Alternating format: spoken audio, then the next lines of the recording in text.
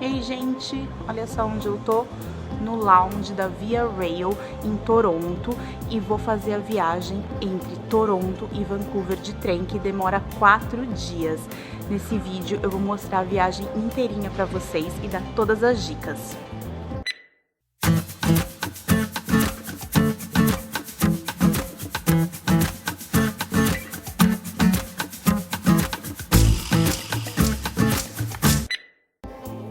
Há 40 anos, a Via Rail transporta passageiros por variados destinos do Canadá. Seu produto mais emblemático é o The Canadian, um trem que atravessa o país de leste a oeste e permite ver as mais diversas paisagens canadenses. Quem faz o trajeto completo, como eu, deve embarcar em Toronto e desembarcar em Vancouver ou vice-versa, para cumprir os mais de 4.000 quilômetros da viagem. A minha aventura de 4 noites no trem começou em Toronto. De acordo com a cabine escolhida, eu tinha direito de usar, antes do embarque, o lounge executivo que a Via Rail tem na Union Station da cidade. Ele oferece poltronas e sofás confortáveis, bebidas, frutas e Wi-Fi grátis.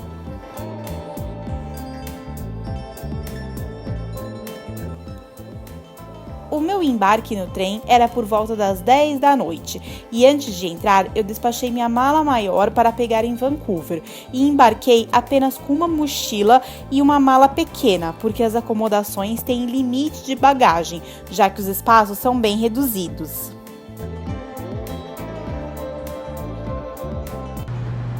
A viagem de trem que eu fiz com a Via Rail pelo Canadá foi a primeira do tipo. Eu nunca tinha viajado num trem para dormir com uma cabine e foi muito diferente de tudo que eu já fiz de viagem, porque o trem tem uma dinâmica própria. Então, para quem nunca fez, é um mundo novo. A minha primeira surpresa no trem foi a cabine, porque ela era maior do que eu esperava, porque na verdade era uma cabine para 2 pessoas e eu fiquei sozinha, então isso me deu mais espaço. E também porque a minha cabine é uma F. O que é a F? São as cabines que ficam na esquina do corredor, então me disseram no trem que elas realmente são um pouco maiores. Então isso me ajudou bastante, o espaço da cabine. Outra coisa é o banheiro. O meu tipo de cabine, a Sleeper Plus, não tinha chuveiro dentro, tinha apenas a pia e o vaso sanitário. Então eu tinha que tomar banho fora da cabine. Só que era bem do lado, a cabine do chuveiro era bem do lado da minha cabine. Então eu tomava banho, me trocava e ia rapidinho pra minha cabine e tava tudo certo. E isso foi uma coisa boa também. Então uma dica é que, se puderem, reserve cabines F. O The Canadian tem vários tipos de acomodações divididas em vagões diferentes. Vou explicar primeiro a qual fiquei. A minha cabine ficava no vagão Sleeper Plus e era para 2 pessoas.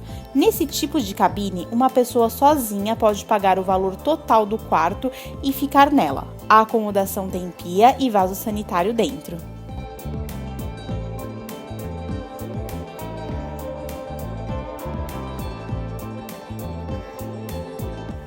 Nos vagões Sleeper Plus não há nenhuma acomodação com chuveiros. É preciso usar os comunitários nos corredores, que são bem compactos, mas fáceis de usar. Nos vagões Sleeper Plus também existem cabines para apenas uma pessoa, com pia e vaso sanitário dentro. Porém, elas são bem menores e com preços mais baixos do que as acomodações para 2 hóspedes. De dia, a cama vira uma poltrona.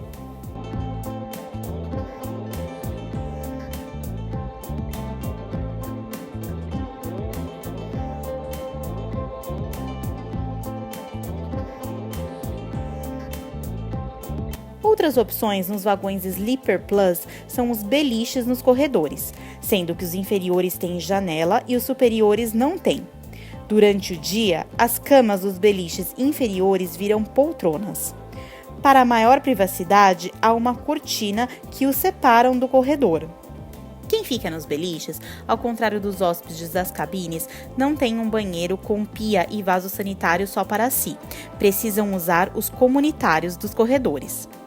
Dentro dos vagões Sleeper Plus, as acomodações mais baratas são os beliches superiores. É uma boa opção para quem quer economizar, mas ainda assim ter uma cama para dormir. E por falar em banheiro, eu já quero contar também a minha experiência do banho, porque eu acabei tomando banho todos os dias no trem. Tem gente que não toma, mas eu não conseguia ficar sem banho. Mas foi muito tranquilo, apesar da cabine de banho ser pequena, porque a gente tem que pensar que tá num trem e os espaços no trem são reduzidos. Então minha cabine era pequena, pro meu tamanho eu cabia bem na parte do box, mas eu imagino que pessoas maiores que eu não caibam tão bem. Mas pra mim deu tudo certo, e pra minha altura também dava pra lavar o cabelo sem nenhum problema. Eu tenho 1,70 m e eu conseguia lavar o cabelo. Quem for mais alto que eu, realmente tem que abaixar pra lavar o cabelo. A água era quente, só que ela demora um pouquinho pra esquentar. Tem um tipo de botão que você aperta e sai água, então você tem que ficar apertando o banho inteiro pra evitar o desperdício. Só que a primeira vez que você aperta, geralmente a água não sai quente, então é legal esperar, apertar uma vez e entrar no banho só na segunda vez que você aperta o botão pra água já tá quentinha. E mesmo o meu banheiro sendo no corredor, meu chuveiro sendo no corredor, não tinha vaso sanitário dentro desse espaço, só o chuveiro mesmo. Mesmo assim, foi muito tranquilo de usar, eu não precisei ficar esperando, só teve uma vez que eu precisei ficar esperando, mas foi pouco tempo. Então todas as cabines do meu corredor usavam aquele chuveiro, mas eu não tive problemas para usar. Foi sempre muito rápido, não tinha ninguém na minha frente usando. Os hóspedes dos vagões Sleeper Plus, sendo dos beliches ou das cabines, têm todas as refeições inclusas. O The Canadian serve café da manhã, almoço e jantar em 2 turnos. Entre as refeições, alguns snacks ficam à disposição dos viajantes. As acomodações mais baratas de todo o trem estão na classe econômica. Ela funciona como um ônibus mesmo. Não existem cabines, apenas poltronas. E as refeições não estão inclusas. As opções são levar algo para comer, comprar algum snack ou sanduíche na lanchonete ou pagar por refeições no restaurante. Eu não recomendo a classe econômica para quem vai fazer a rota completa de uma só vez, com 4 noites seguidas no trem, como eu fiz. Ela é melhor para aqueles que vão dividir a viagem em trechos, com desembarques e embarques em várias cidades. O The Canadian também tem um vagão de luxo, o Prestige. As cabines são maiores, com televisão e chuveiro dentro, e há um bar exclusivo para quem fica nesse vagão. Outra coisa que eu achei estranho, e provavelmente você também vai achar, é que no trem não tem chave nas cabines. Então, no início, eu fiquei um pouco apreensiva, né? Porque brasileiro sempre fica com medo de ser roubado. Mas não, gente, é super tranquilo. Todo mundo deixa os seus pertences, tem cabines que não tem nem porta, e todo mundo deixa os seus pertences numa boa e ninguém mexe nada. Pelo menos ninguém mexe nas minhas coisas. E como uma mulher viajando sozinha, eu me senti muito segura, o que não acontece em outros lugares, em outras situações. Mas no Canadá, no geral, eu me sinto segura, e no trem também é muito tranquilo. E tem bastante gente que viaja sozinho, então não tem problema. E nas refeições você acaba se sentando com outras pessoas, porque não tem mesa só para uma pessoa, você tem que sentar com outros passageiros e acaba fazendo amigos.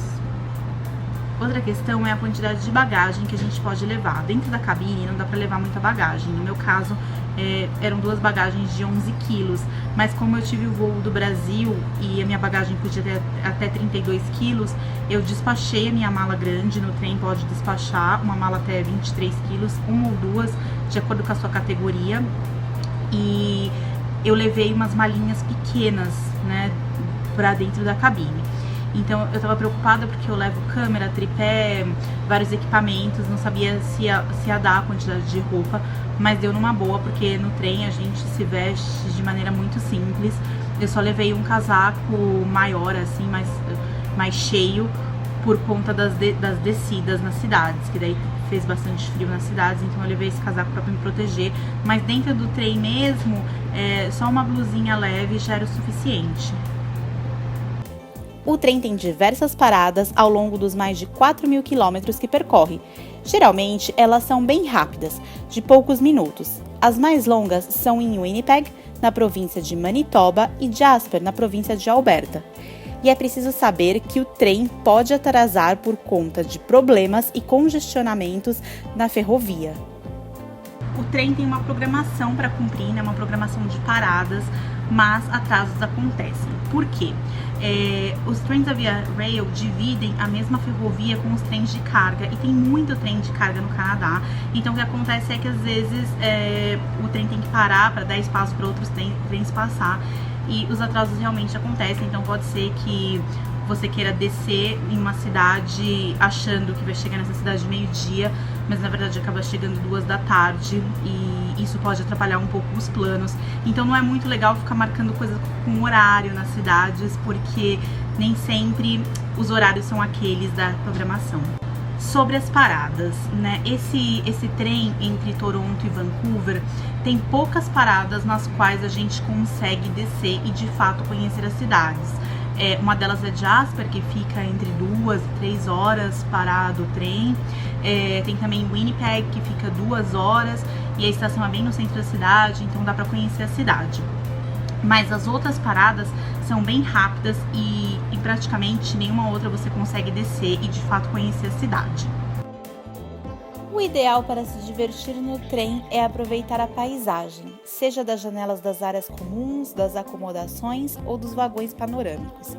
A cada dia aparece algo novo para ver, como os campos de plantações canadenses ou, mais perto de Vancouver, as Montanhas Rochosas. É um grande espetáculo.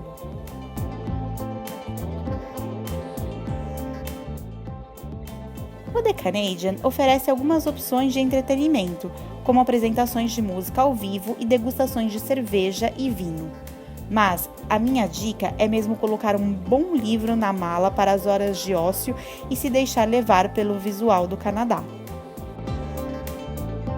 E se você gostou desse vídeo, deixe seu like e se inscreva no canal Viajar é Simples. Assim vai ser avisado sempre que tiver conteúdo novo no ar. Até logo!